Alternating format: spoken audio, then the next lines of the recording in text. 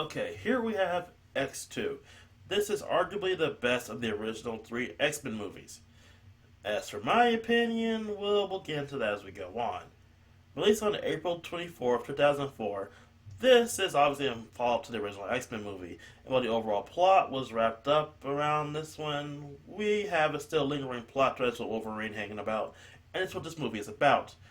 And yet, they still give Wolverine about four more movies, including Logan, which I heard was really good.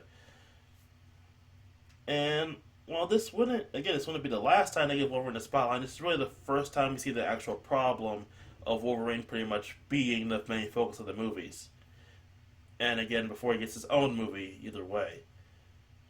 You can argue that he was given a bit too much focus in the first movie, but that was viewpoint character thing, so we can argue semantics about all that stuff.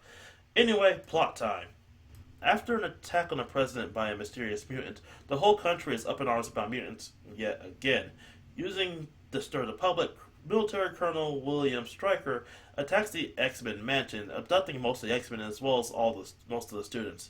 When no one else left, Wolverine is made to be the team leader with a handful of students, as well as an escaped Magneto, as the group come together to try and save the X-Men, find out whatever hell Stryker's plan is up to, and all the while Wolverine's trying to figure out the mysterious secrets of his past as well as his connection to Stryker. So with all that, we've got a pretty great setup. The gang from the original isn't coming around to save the day this time, and instead it's up to a group of ragtag students who are still learning, and Wolverine, who's never led a team before, to save the day. This is pretty much a classic setup to get some underdog story going on, have a group of untested heroes rise up and face a challenge, as well as Wolverine with his conflicting desire to stay with the X-Men or go off on his own way. Let's see exactly what he wants to do. They also have Magneto come in and save the day, and yes, he does have his own plan towards the end, but again, more screen time with Ian McKellen's Magneto is just perfect. It's also just great. Also, Nightcrawler. Nightcrawler's one of my favorite X-Men, by the way. And Alan Cummings sat in a makeup chair for almost the entire day just to get his outfit on, and it is magnificent.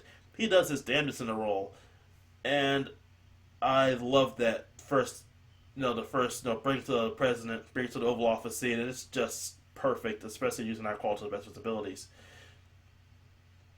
And we even had to mention the other action scenes. They've been great from the very beginning. Again, the Nightcrawler scene where he brings to the White House using like teleportation, as well as all stuff with the guards. There's also the stuff with Wolverine fighting against Lady Death. I mean, not Lady Death. I forget her name half the time, but you know what I mean. And the various action scenes we get in the movie, especially when they're on the run from the cops and everything. Also, Stryker's a pretty decent villain. He's not as great as Magneto because who else is as good as Ian McKellen, but he's a pretty good villain who shows the opposite end of Magneto's thought processes. While Magneto's all about mutants, Stryker's all about humans, and he knows the dangers of mutants. They do try to get a bit more into that come Origins Wolverine, but we'll talk about that pile when we get to it. And if I had to say anything bad about this movie, it was the fact that the original X-Men don't get to do much. I know that that's kind of the point, but from seeing Cyclops and most of the others get kidnapped since the beginning of the movie, as well as the connection between Wolverine and Stryker feels a bit forced, but it gets explained later towards the end, and it does improve a bit, but still feels a bit forced, like they have to make the main villain connected to Wolverine somehow.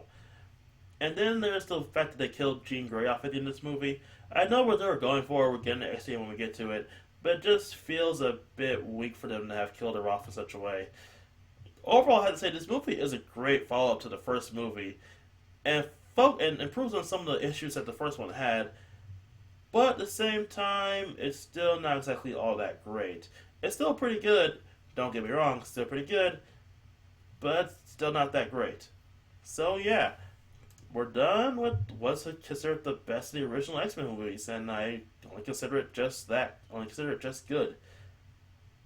I bet you're all wondering what I think about X3, but just wait for it, because it's coming.